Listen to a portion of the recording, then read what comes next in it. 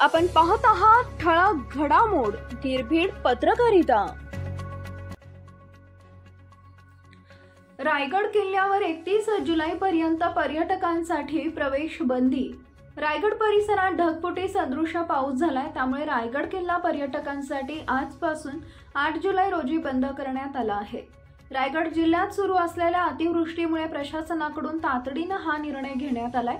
31 जुलैपर्यंत रायगड पर्यटकांसाठी बंद असणार आहे। रायगड किल्ल्यावर रविवारी झालेल्या मुसळधार पावसात एक पर्यटक वाहून गेलाय। त्यानंतर आता रोपवेसह पायरी मार्ग देखील बंद केलेत।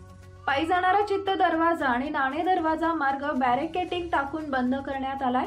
तसेच रायगड किल्ले परिसरात पोलीस बंदोबस्त तैनात करण्यात आलाय।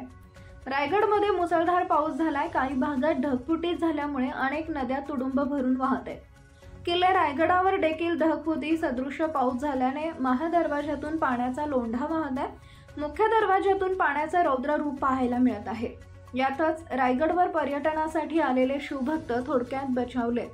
आज अनेक पर्यटक रायगडावर गेले असतानाच मुख्य पायऱ्यांवरील काही भागात मोठे मोठे धबधब्यांसारखे पाण्याचे लोंढे वाहू लागले।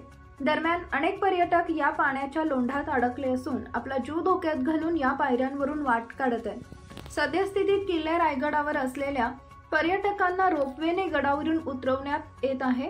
यानंतर रोपवे देखील प्रशासनाकडून बंद करण्यात येणार असल्याची माहिती प्रशासनाने दिली आहे।